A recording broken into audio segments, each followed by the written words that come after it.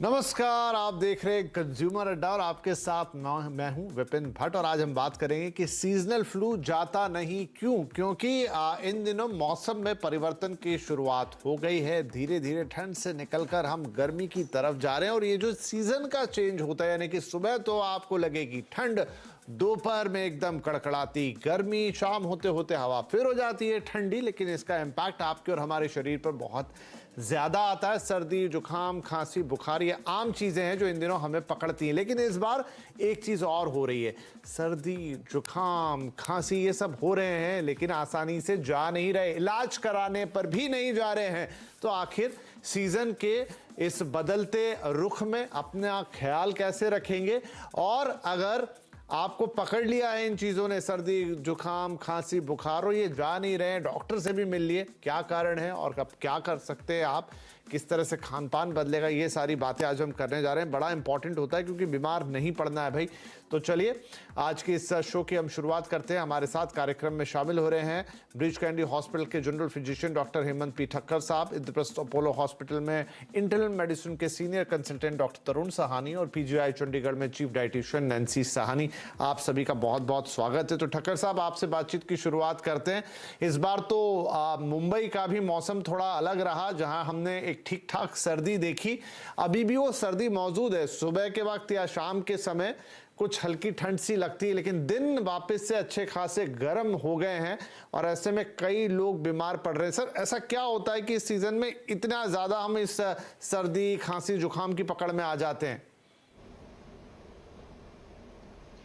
भाई, ये जो टेम्परेचर के फ्लक्चुएशंस हैं कि 7, 8, 10 डिग्री तक टेम्परेचर फ्लक्चुएट होता है, दोपहर को 30, 31, 32 तक, रात को 21, 22 तक, तो ये फ्लक्चुएशंस में बॉडी का एडेप्टेशन जो होता है, गला, नाक, म्यूकस मेम्ब्रेन्स, वो इतना जल्दी से टेम्परेचर फ्लक्चुएशन अडेप्ट न करते हुए वायरसेस, पोल्यूशन सब पकड़ लेता है। और खास करके ये सीजन में, ठंड की सीजन में, पोल्यूटेंट यानी जो छोटे छोटे पार्टिकल्स होते हैं कंस्ट्रक्शन में, फायर में, केमिकल्स में, वो सब जमीन को चुभ के रहते हैं।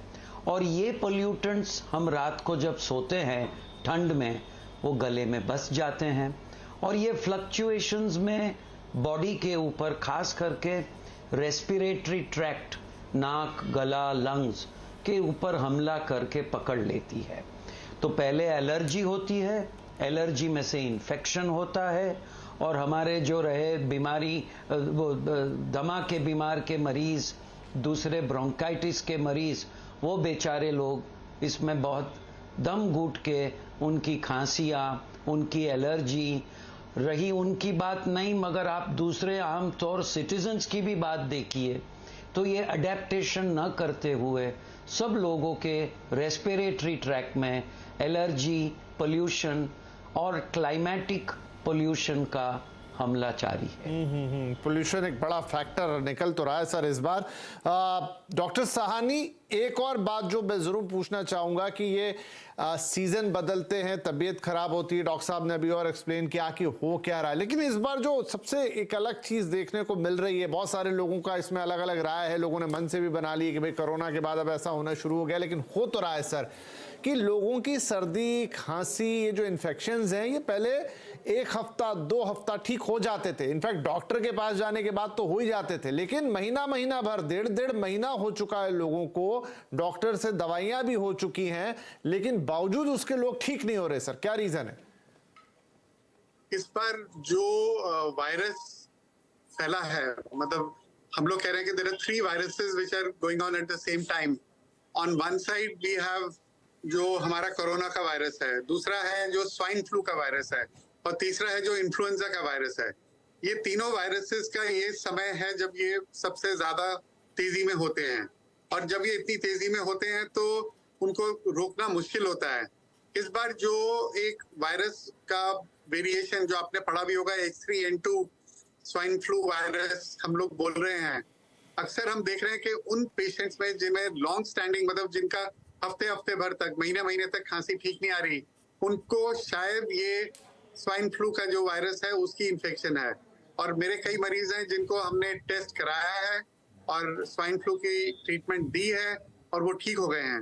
तो इसलिए कंफ्यूजन भी है, बट क्योंकि 3 वायरसेस हैं और अगर आप अपने डॉक्टर से मिलेंगे, कई लोग बोलेंगे कि आप टेस्ट करा लीजिए, और मैं रेकमेंड करूंगा टेस्ट करा लीजिए, क्योंकि कराने में डायग्नोसिस हो जाएगा और फिर अप्रोप्रिएट ट्रीटमेंट हम स्टार्ट कर सकते हैं।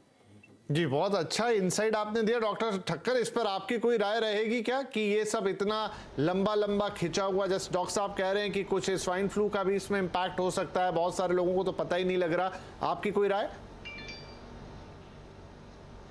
उनकी बात सही है।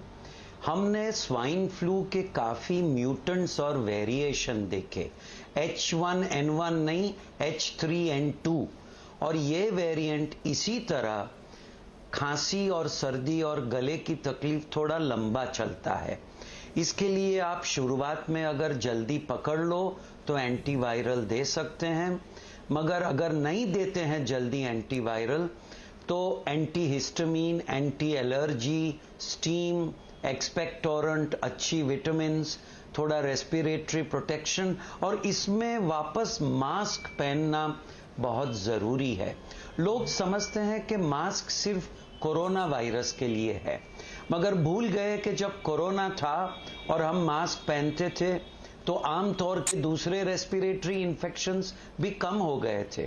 तो अगर आप मास्क पहनेंगे तो स्वाइन फ्लू और उसके वेरिएंट्स, दूसरे छोटे छोटे अलग किस्म के वायरसेस तो इतने हैं कि आप जितने खोज करोगे उससे दुगुना निकलेंगे। तो protection from environment, whether it is viral environment और पोल्यूशन एनवायरनमेंट, साथ साथ आपके सिमिलर ट्रीटमेंट्स यानी कि गार्गलिंग, स्टीम इनहेलेशन और एंटीहिस्टामिनिक, ये सब करेंगे तो आपको एंटीवायरल भी नहीं लिए पे भी ठीक हो सकता है।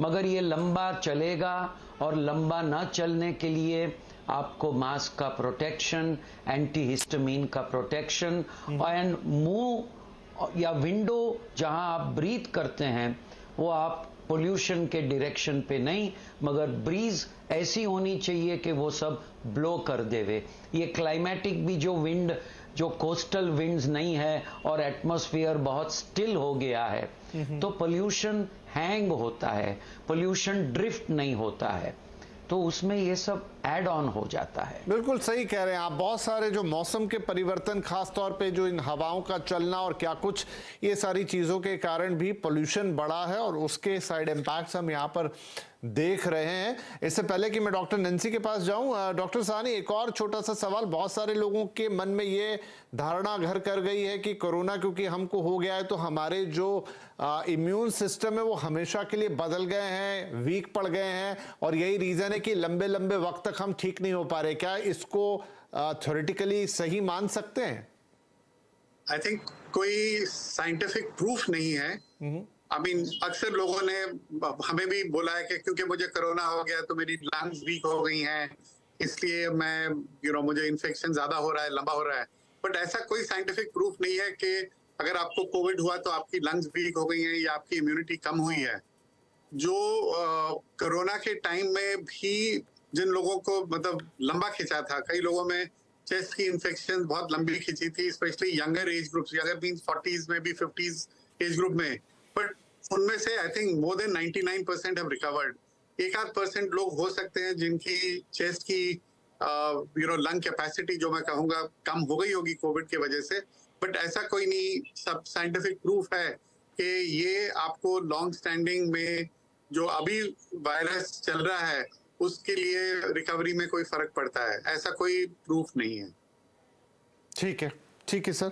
डॉक्टर नैंसी, क्या इस पूरे माहौल में जब मौसम बदल रहे हैं, पोल्यूशन के लेवल भी हाई हैं, हमारी स्टिकीनेस हो गई है अंदर, चीज़ें ठीक ही नहीं हो रही है, खान पान भी अपना रोल प्ले करता है? अगर आप गलत खा रहे हैं तो ये चीज़ और एग्रीवेट होगी बजाय संभलने के।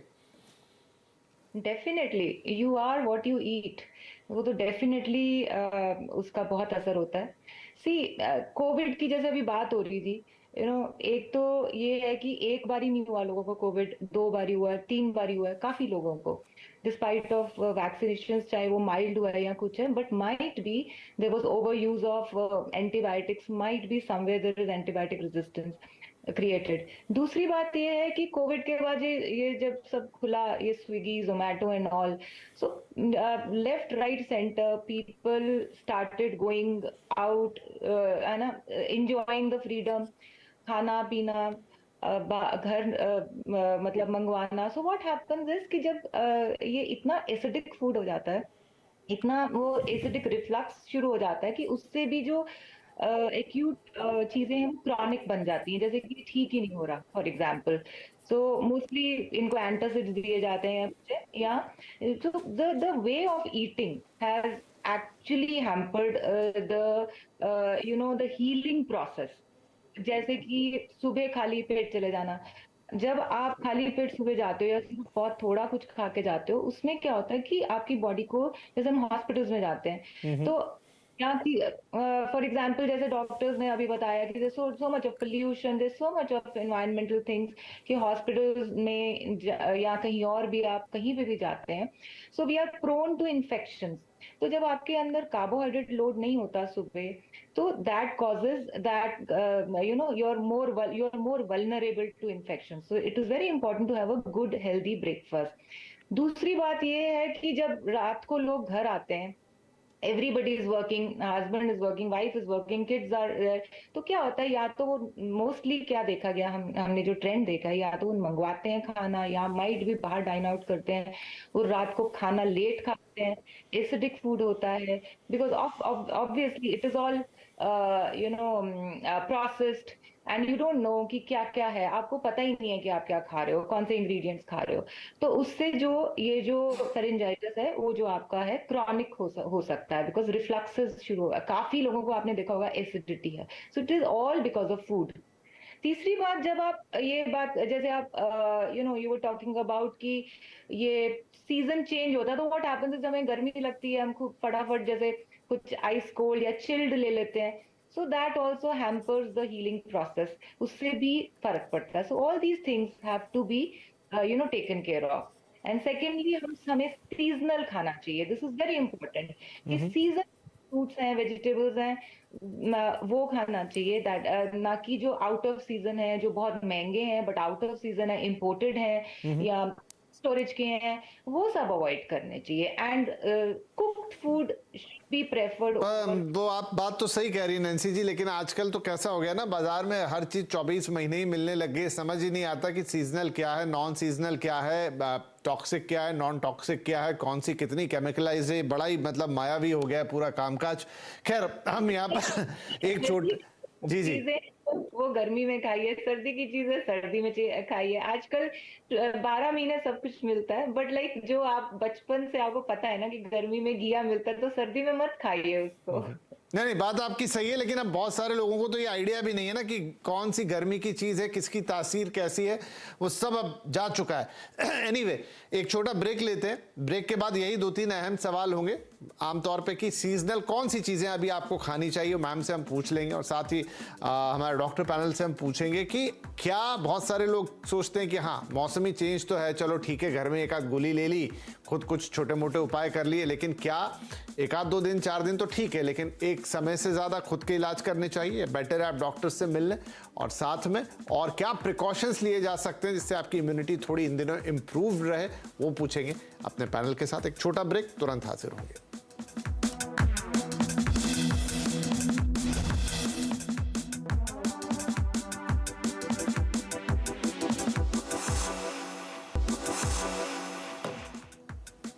Welcome back. आज हम बात कर रहे हैं कि सीजनल फ्लू और जाता क्यों नहीं, और ब्रेक से पहले हमने कुछ कारण समझे कि आखिर हो क्या रहा है, ये चेंजेस आ क्यों रहे हैं, और कई बार ये जो लंबा खिंच जा रहा है उसके पीछे के कारण क्या है। कुछ उपाय भी बताया डॉक्टर साहब ने कि आप इस तरीके से आगे अपने चेकअप को बढ़वा लें, कुछ टेस्ट हो सकते हैं, अगर ज़रूरत पड़े तो वो होंगी, और खान पान में क्या गलत हो जाता है कई बार जिससे ये चीज़ें और एग्रीवेट होती हैं। अब थोड़ा सा उपाय की तरफ चलते हैं।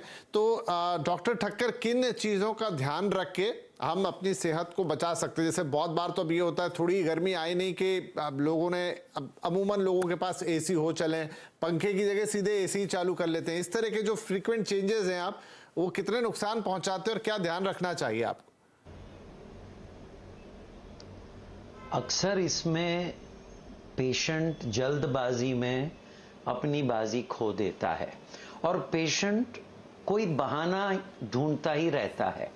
जैसे आपने जिक्र किया लॉन्ग कोविड या लॉन्ग वायरल का बहाना देके वो भूल जाता है कि दोपहर को गर्मी हुई तो 4 बर्फ के टुकड़े डाल के उसने कोल्ड ड्रिंक पिया और एसी के ब्लास्ट के सामने खड़े हो गया। शाम को उसको जब ठंड लगने लगी तो 2-3 किस्म की दवाइयां लेके दूसरे दिन अच्छा लगा तो उसका कोर्स पूरा भी नहीं किया। तो पेशेंट को ये समझना चाहिए कि कोई सुपरमैन नहीं है, आपका एनवायरनमेंट तो वही है, उतना ही वायरस का हमला, उतना ही पोल्यूशन और उतने ही टेम्परेचर के फ्लक्चुएशन। अगर आपको डॉक्टर दवाई देता है तो रिलीजियसली 5 या 7 दिन, जितने दिन आपने डॉक्टर को बताया है आपके डॉक्टर ने, वो दवाई करनी है। खान पान में भी जैसे हमारे डाइट स्पेशलिस्ट ने बताया कि आप फ्लेक्सिबिलिटी मत रखिए, आप अपना डिसिप्लिन रखिए और मास्क पहनिए, बाहर स्मोकी पोल्यूटेड एरिया में मत जाइए, खास करके जहां शाम को चिमनी का धुआं हो, कुछ घास जलाने की बात हो, केमिकल के एफ्लुएंस हो और बड़े क्राउडेड एरिया में जाएं तो मास्क पहनना है। आपकी दवाइयां, चाहे वो दवाई हो या प्रोफिलैक्टिक प्रिवेंटिव हो, वक्त पर लेते लीजिए, क्योंकि नुकसान फाइनली आपको होता है। आप ही जाके फिर एंटीबायोटिक मांगते हैं जी। 3 डोज लेने के बाद अच्छा होता है, आप कोर्स पूरा नहीं करते हैं और फिर दोष जाता है या तो एंटीबायोटिक लिखने वाले को या एंटीबायोटिक को, और एंटीबायोटिक अब्यूज हो जाता है।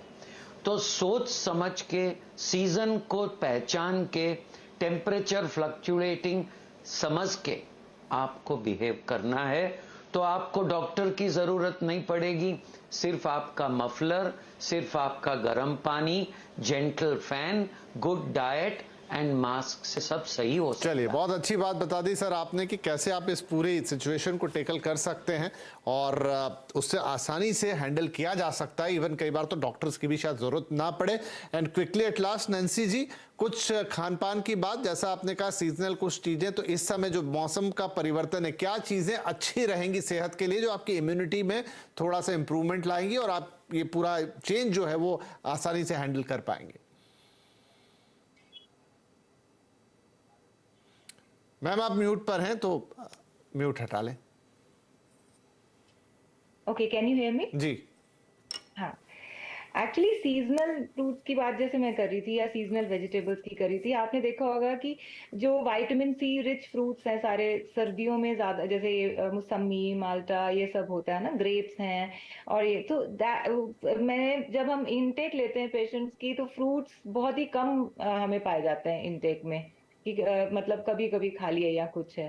सीजनल वेजिटेबल्स है या स्मॉल फ्रीक्वेंट मील्स हैं। जब हम स्नैक्स लेते हैं या मिड मॉर्निंग 11 बजे चाय लेते हैं, तो उसके साथ क्या होता है, आदत होती है बिस्किट्स ले लिया या कैंटीन से कुछ, क्योंकि सर्दी है या स्प्रिंग है व्हाटएवर, तो समोसा मंगा लिया कुछ। इससे अच्छा है आप अपने पास nuts, dry fruits, oil seeds रखो। उससे क्या है कि आपको omega 3 fatty acids, good fat, good protein, good fibre, सब कुछ मिलेगा एक मुट्ठी। तो ये एक बिहेवियरल चेंज है एक्चुअली।